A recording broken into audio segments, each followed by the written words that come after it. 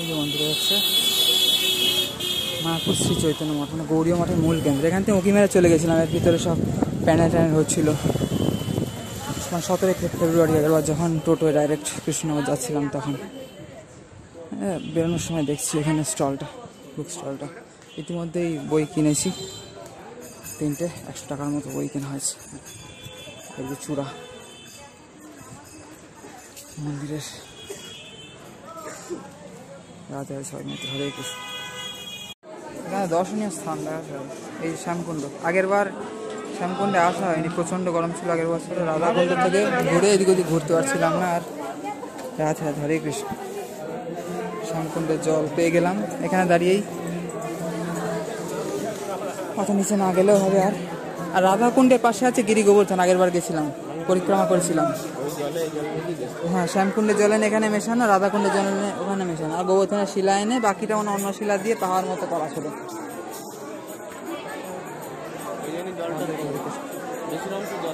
একজন মাথায় ছিটিয়ে দিল, আর যেতে হবে না। রাধাকুণ্ডের জল তো আগেও ছিটিয়েছি, এবার ফাঁকা থাকবে না, আমাদের ফাঁকা নেই মনে হয় এখন। যাই হোক, এটা হচ্ছে শিলা প্রভুপাদ ভক্তি সিদ্ধান্ত সরস্বতী ঠাকুরের সমাধি মন্দির। এর পাশে আছে সরভুজ মহাপ্রভু আছে কোথায় এখানে। আর হ্যাঁ, মহাপ্রভু মাসির বাড়ি। আর মাসি থাকে, হ্যাঁ সেটা থাকতে পারে, নেই মনে হয় সেটা। আর এদিকে রাধাকুণ্ড, এই শ্যামকুণ্ড ছিল রাধাকুণ্ড, গিরি গোবর্ধন আর সরভুজ মহাপ্রভু আছে জানি। এদিকে দেখি কি আছে এখন।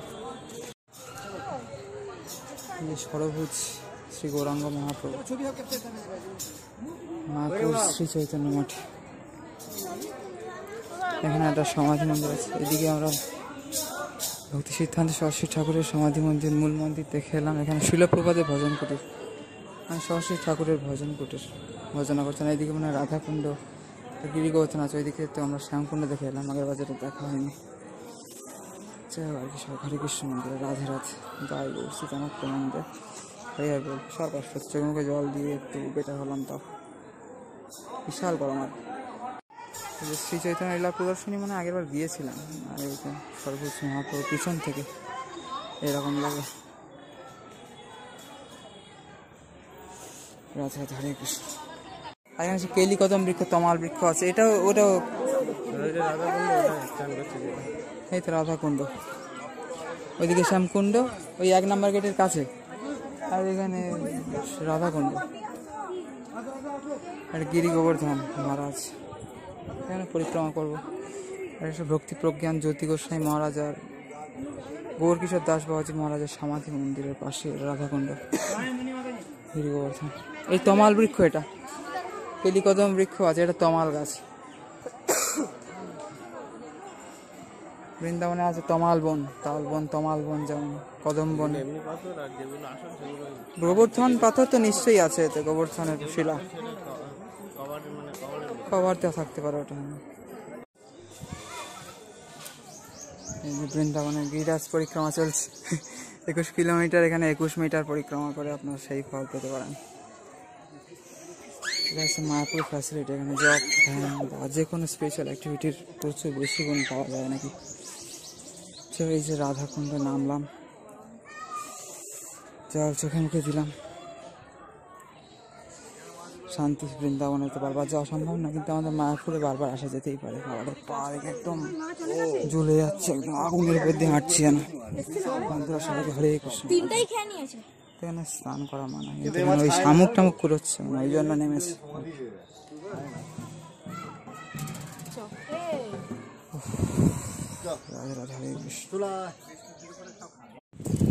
এই যে সব কিছু দেখে এখন বেরিয়ে যাচ্ছি। অবস্থা খুব খারাপ হয়ে যায় গরমে আর কি। এখানে একটা মন্দির, ওইখানে একটা মন্দির।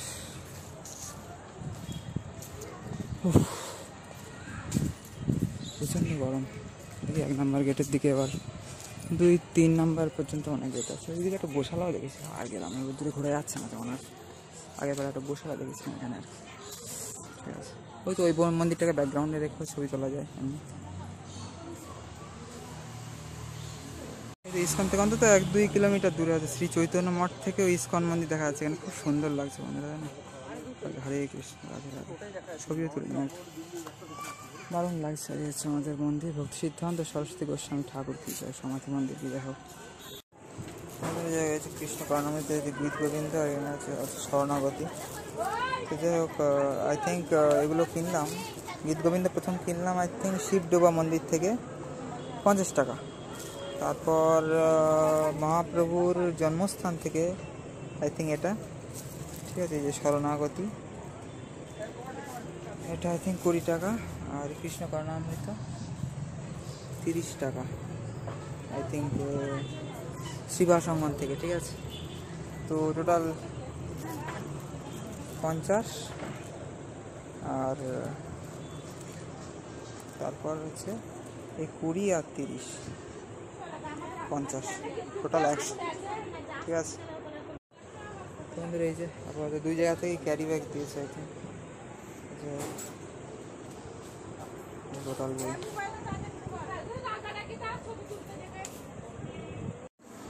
যাই হোক বন্ধুরা, এখানে আমরা এই যে শ্রী শ্রী গীত গোবিন্দম কিনেছিলাম আই থিঙ্ক শিবডোবা থেকে। তো এখানে শিবাসঙ্গন থেকে যে এইখানে এই কাগজটা দেওয়া হয়েছিল, ওই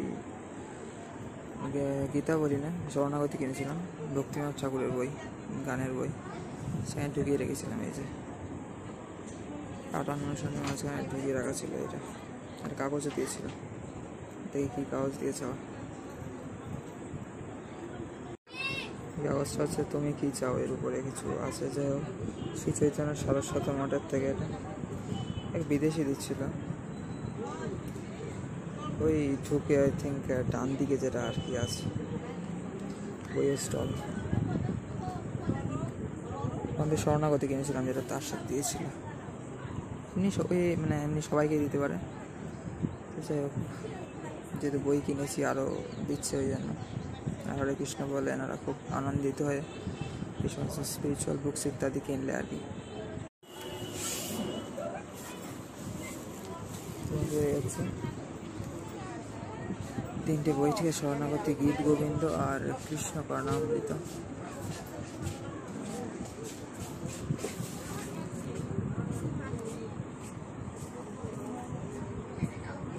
এই যে এটা তো আমি যা জানি বিল্বমঙ্গল ঠাকুরের লেখা গীত গোবিন্দ, এগুলো স্বয়ং মহাপ্রভু পড়তেন এবং জগন্নাথেরও প্রিয় গীত গোবিন্দ, শরণাগত ভক্তিনাথ ঠাকুর। সেই জন্য এই বইগুলো আমার ড্রিম বুক আর কি, স্বপ্নের বই, সেখানে পেলাম বলে কিনে নিলাম আর কি সেখানে। তোমাদের যাই হোক, আজকে সকালে ভিডিও বানাচ্ছি, কাল আর কিছু ভিডিও বানানি। কালকে গোশালা, সন্ধ্যা আরতি, প্রভাতে পুষ্পনাদি মন্দির দর্শন, সেখানে মিউজিয়াম দর্শন, শয়ন আরতি দর্শন ইত্যাদি অনেক কিছুই হলো। যাই হোক, বিভিন্ন জায়গায় প্রসাদ তো পাওয়া গেল, এবং আজ সকালে মঙ্গল আরতিও দর্শন করে আসলাম ফাইনালি, ঠিক আছে।